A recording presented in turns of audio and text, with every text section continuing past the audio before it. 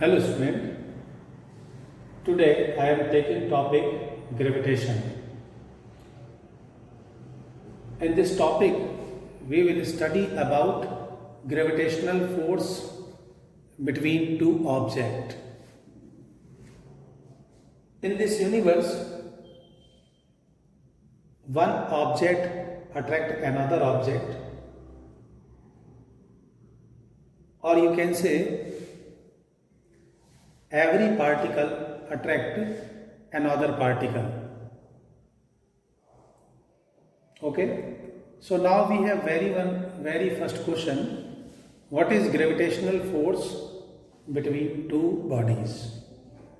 So gravitational force, actually it is interaction between gravitational field produced by two bodies. Suppose there is two masses m1 and m2 and they produce their gravitational field likewise. Okay, then the interaction between gravitational field of masses m1 and m2 gives gravitational force between two masses m1 and m2. According to Newton, the force of attraction between two objects m1 and m2 is directly proportional to product of their masses and inversely proportional to square of separation between object m1 and m2. Correct? And this law is also known as inverse square law. Okay.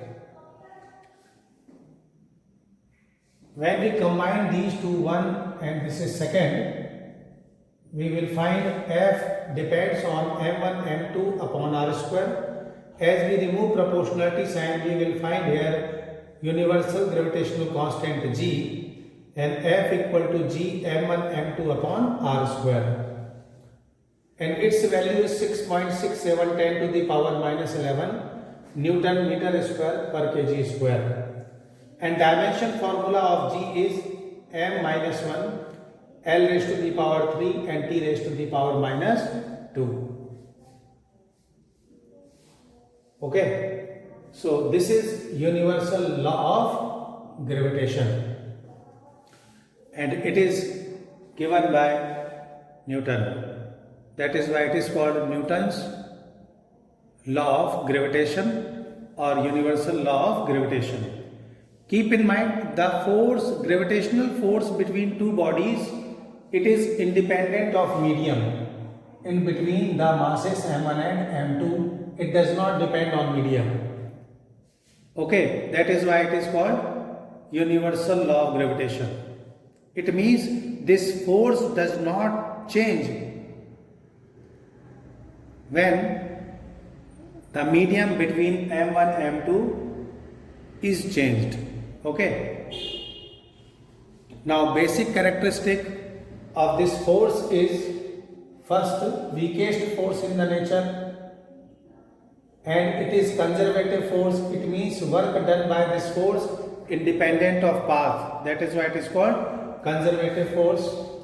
And central force, because it depends on line of joining. Center of the m1 and center of m2, the separation between these two center, it depends on only this separation. That is why it is called central force. And it is action reaction pair. It means force act on m2 due to m1 is equal to force act on 1 due to m2. It means F12 is equal to minus F21. Then we can say it is action reaction pair, and it is exchange force and exchange of graviton particles. It means exchange of graviton particle execute in between bodies m1 and m2, then this force generate. That is why it is called exchange force. Next, it is attractive in nature.